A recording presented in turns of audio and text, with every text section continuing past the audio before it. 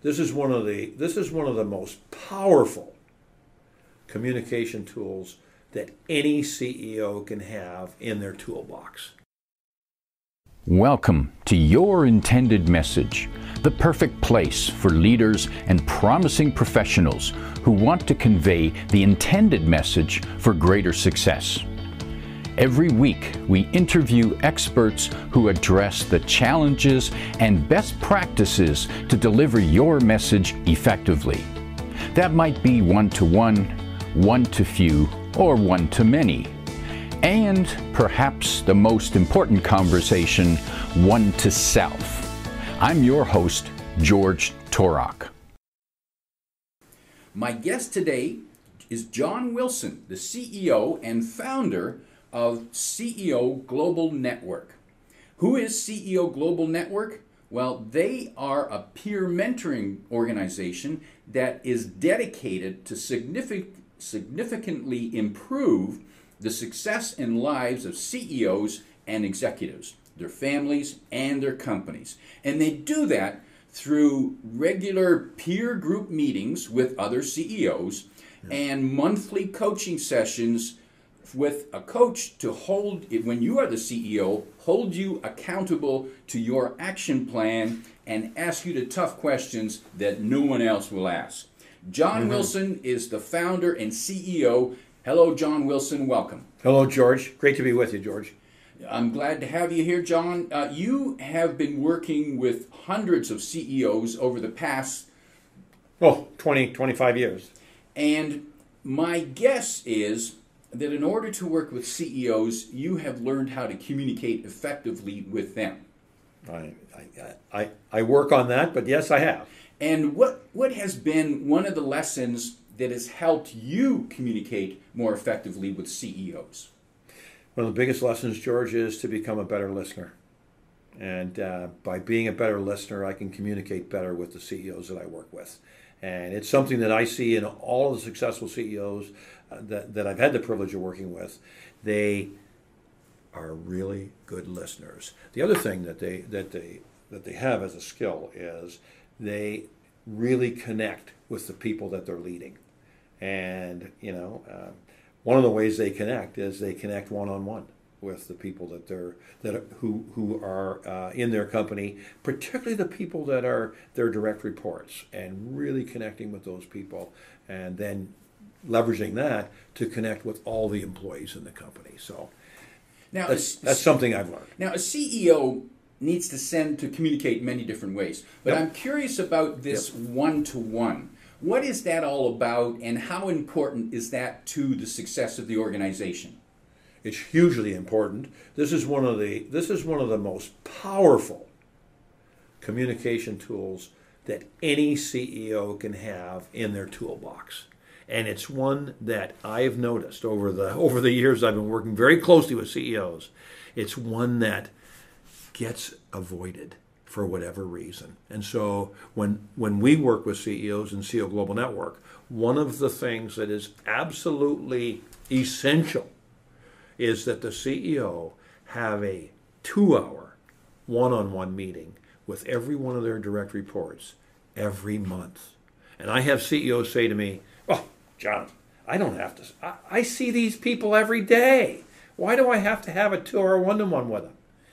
Because it's different. That's why. And it's much more effective. Sure, you see them every day, but you don't see them every day and sit down and talk about the things that you're going to talk about in a structured 2-hour one-on-one every month. And so it's just a tremendous leverage point for any CEO who is trying to get more connected and communicate better with the people they work with.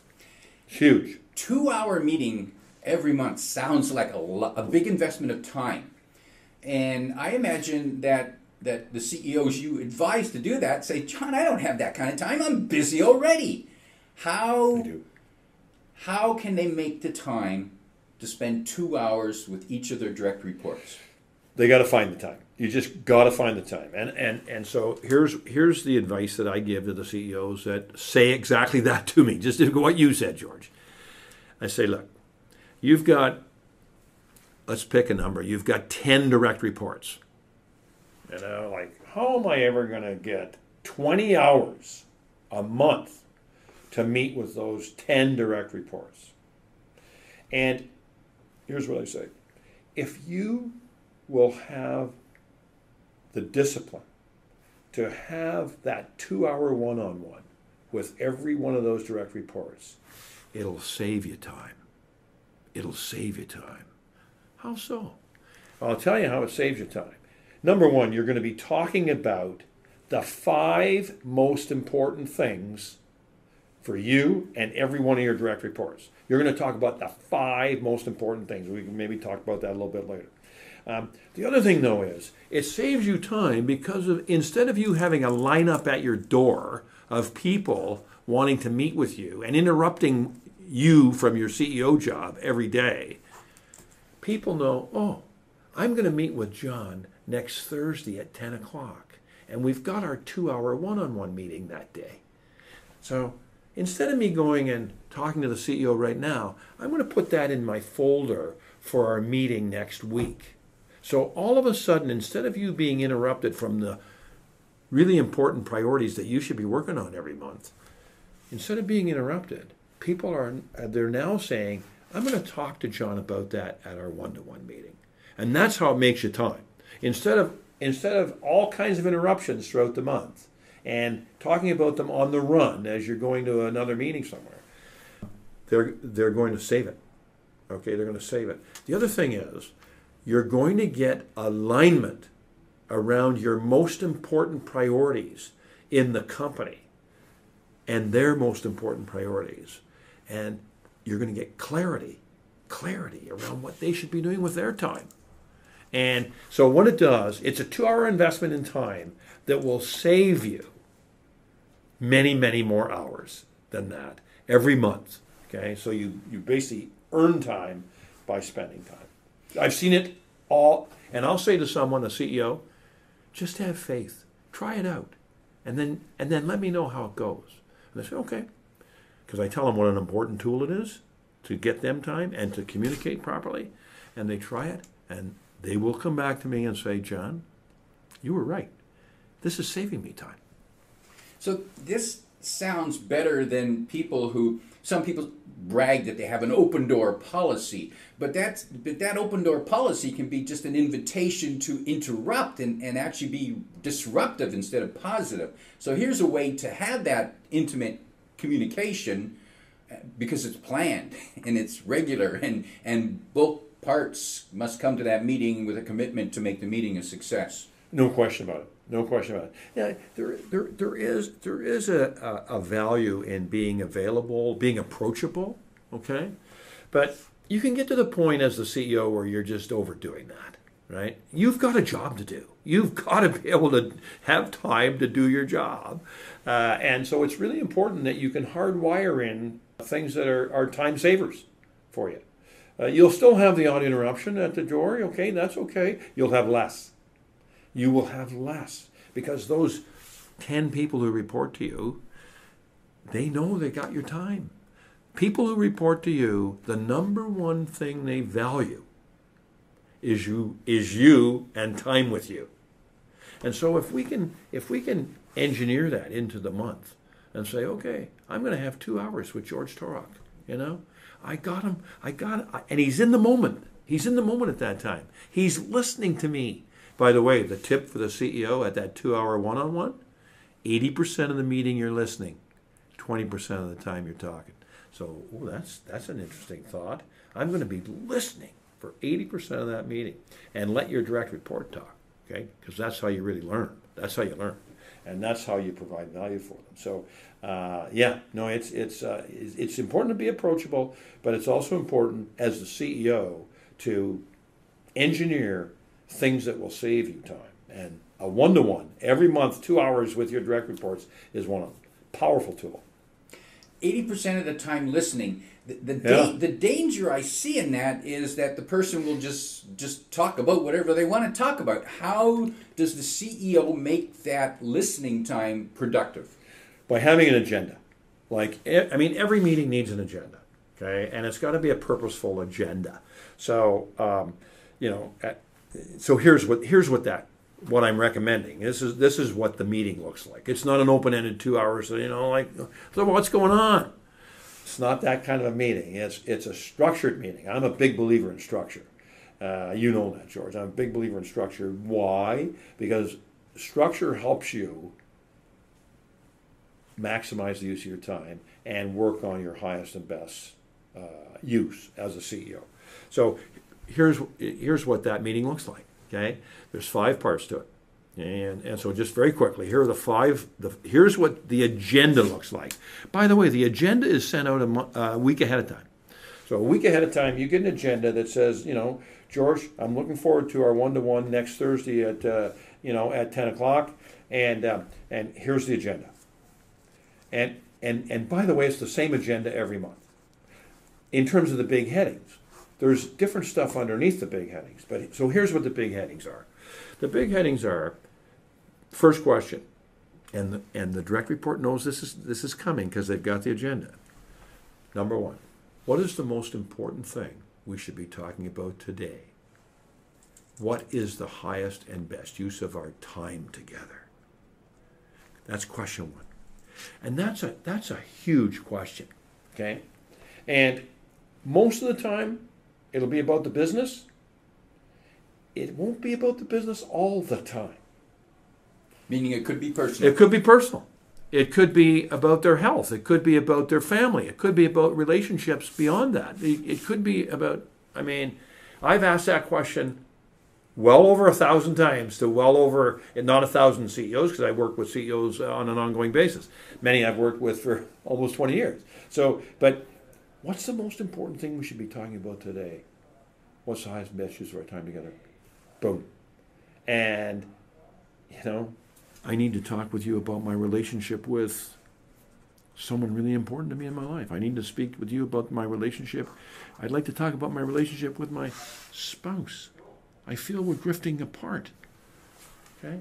I'd like to talk to you about that. I'd like to talk to you about, I went for my annual checkup last week. I'd like to tell you about what my doctor told me, okay? And I'd like you to help me, hold me accountable on, doing what my doctor suggests I do. So, but 80% of the time it's about the business. And I'm really worried about this, I'm worried about this. So that's part 1. That's 1 out of 5 questions. The second question is, let's look at your KPIs for the business and your trailing 12-month charts. So, and we're a firm believer in, one of the biggest reasons that CEOs fail is they don't get into the numbers enough. They leave it up to their CFO. Well, don't do that.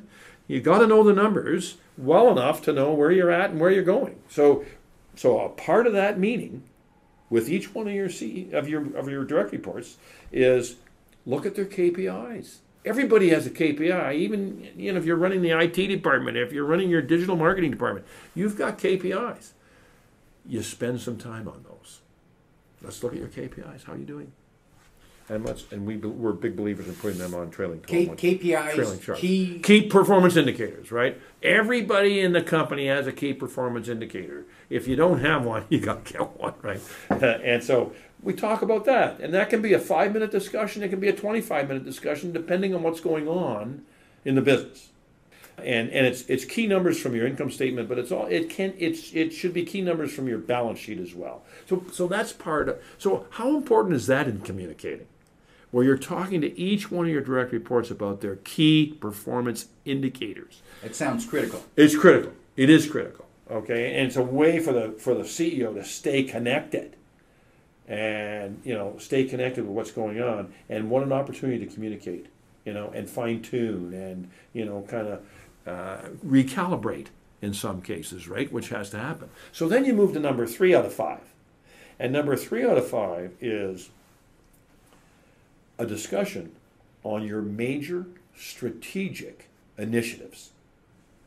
And I'm a big believer in everybody should know what their top 5 strategic initiatives are to achieve the CEO's vision for the business.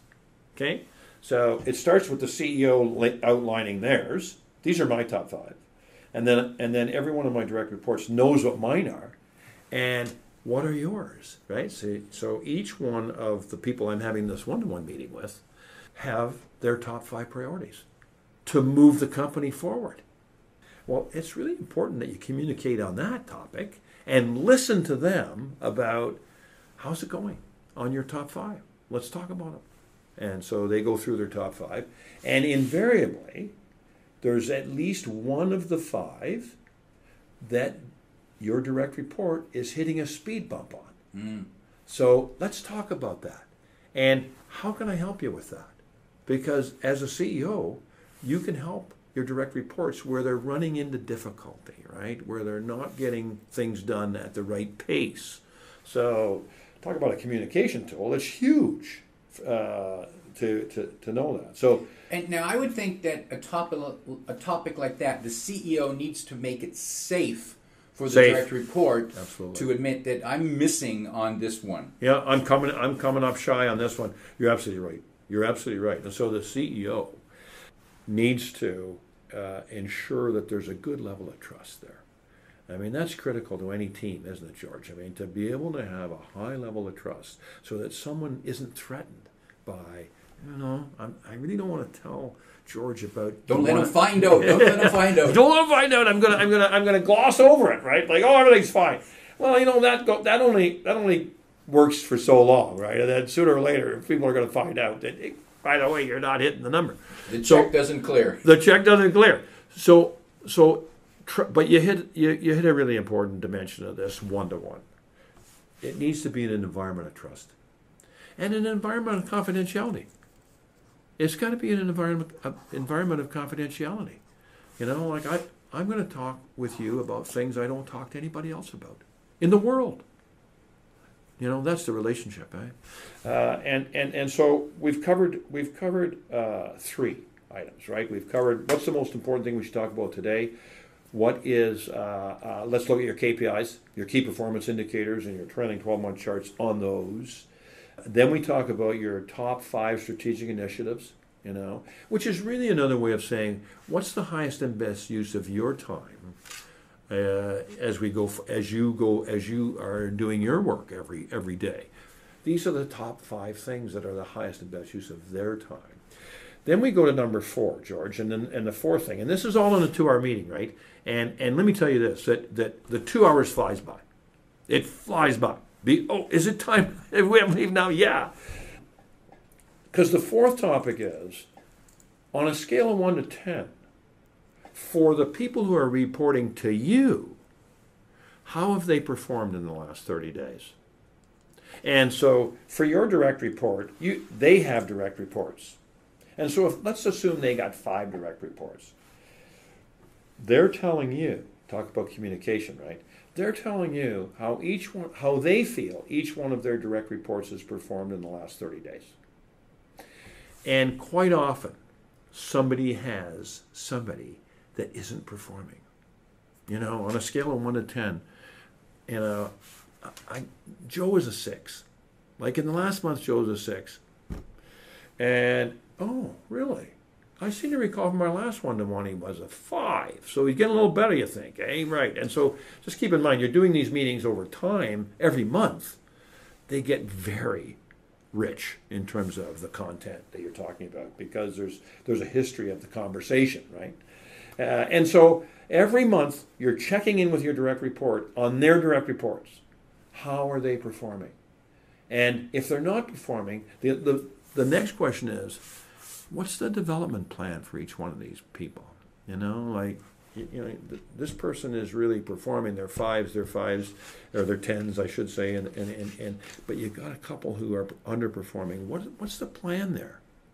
So that's it. What an important thing to be talking about with your direct reports in terms of their plan to develop their reports, right? Because that's where their successors are going to come from, and your successor is going to come from your direct reports.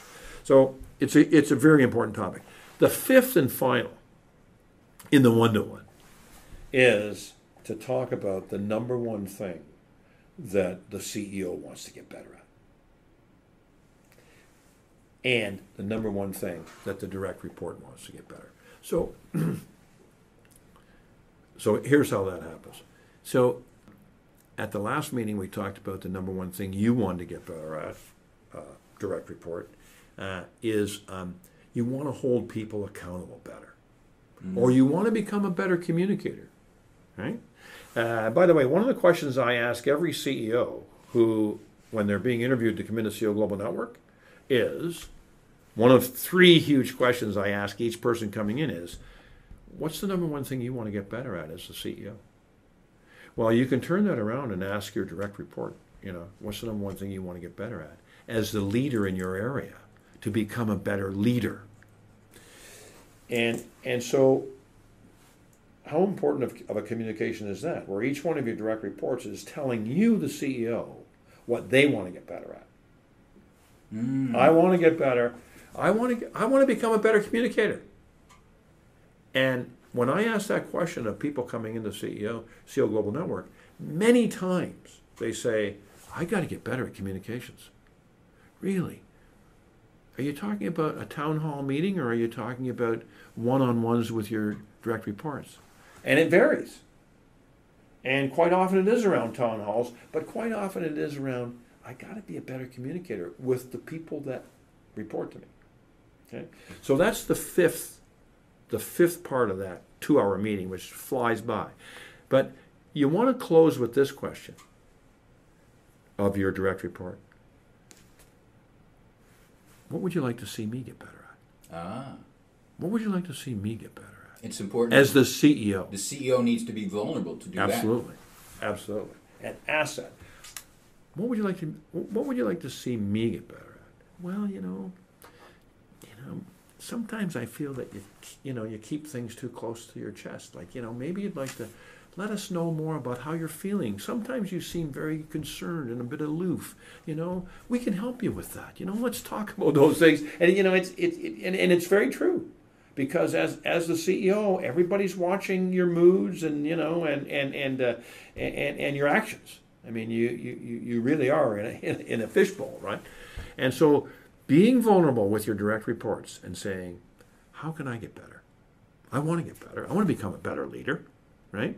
And take their counsel.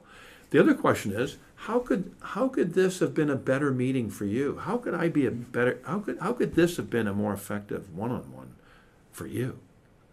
Well, I think we could have talked about this a little longer. I think you could have listened a little bit better, or whatever it is, right? And it's all about getting better. But in terms of communication, George, just to go back to it, this 2-hour one-to-one is one of the most important 2 hours for you, the CEO, and for your direct report. Because as I said earlier, every one of your direct reports wants more quality time with you. And this is quality time. Like, you're not taking a phone call, you're not looking at your phone, you're not, your email isn't dinging as it comes in. This is quiet time between you and the most important people in your organization, because they're going to take this behavior and do the same thing with the people that report to them, and repeat it to others. And so it's a powerful tool. So now interesting. Does that answer your question, George? It answers my question, John, and it offers an intriguing approach, because typically when someone is thinking about how do I get my message across better, they're thinking about, okay, what do I say? What do I tell people? But you're telling me that the way to get the message across better is to ask better questions and be open to listening. Absolutely. Without judgment. Without judgment, absolutely. Yeah, being non-judgmental is a wonderful thing, eh? Not being judgmental, and it's tough. You got to really develop that, right? And walk the talk with that. But it's extremely important. You're there to help and guide, and by asking your questions, you're helping them, right? You're helping them get to the right place by asking smart questions. No A player that I know wants to be told what to do. They just don't. A players want to, they want to find the answer themselves, right? Don't tell me how to do my job. Don't tell me how to do my job. And don't micromanage. But by asking the right question at the right time, with the right context, as you said earlier, that importance of trust and confidentiality is valuable. I mean, this is the most valuable 2 hours that you can have with people that report to you.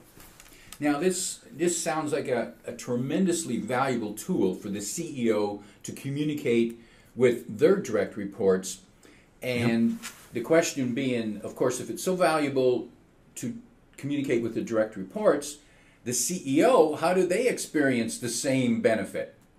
Well, that's a great question, and thank you for the question. But it's important for a CEO to have a mentor who will ask the same questions. Have a mentor, mentor coach. I like the word mentor more than coach. I think CEOs are looking for mentors in that regard. There's areas where coaches are extremely important as well, and there's a dimension of both. But having someone in your corner who you can have that same meeting with, right? Who will check your backswing, ask you smart questions, be good listeners, be great sounding boards. Being a great sounding board is a tremendous skill, right? And then beyond that, for CEOs, having a peer group of CEOs who you can also tap into on these things is extremely important too. And that's kind of like a CEO's top management team, where and in terms of teams getting to become all they can be, to achieve their full potential, having that level of trust and having that ability to talk with each other about the most important things is absolutely critical in terms of helping the CEO get to where they want to go with their business and with their life. John Wilson of CEO Global Network, my guest for today, talking about the power of the monthly one-to-ones, a 2-hour meeting that is a wonderful investment of your time because it saves you time chasing squirrels, putting out fires. Absolutely. John Wilson, also you are, and for those who are interested to learn more about CEO Global Network, you can find them at their website. That's ceoglobalnetwork.com. John, you are also the author of a wonderful book for CEOs called The Great CEOs and How They Are Made, The 7 Imperatives. For those out there who are interested to learn more about the one-to-ones, but just the great CEO 7 imperatives in particular, where can they find that book? Well, they can find that book. You can get it on Amazon. But for people who are listening today, George, we'd be glad to send them a complimentary copy of the book. All they have to do is email me or you, if you're okay with that, and just say, look, I'd like a copy of Great CEOs, and we'll make it happen. Complimentary copy. And they can find your email at the website? Yes, but it's jwilson at ceoglobalnetwork.com. Just send me an email and we'll get you a book. That's jwilson at ceoglobalnetwork.com to get a complimentary, which means free, copy of John Wilson's book. John, one last message. If you could sit down and help a CEO and give them a shake to improve their communication, especially around the one-to-one, what one piece of advice would you leave them with? The one piece of advice would be, and I know there's people out there saying, oh, I don't know, John, I don't know, George. Do it. Just do it. According, just like Nike. It's a no-brainer. This is really a no-brainer. If you do it, it will be a game changer for you. It'll buy you time, and you can get on with the CEO job, right? But this is a critical part of the CEO job, is to have one-to-ones, 2 hours every month with the agenda we talked about for every month. If you like what you heard, remember to like, comment, and share this podcast. Come back every week for more practical insights to help you deliver your intended message. I'm your host, George Torok.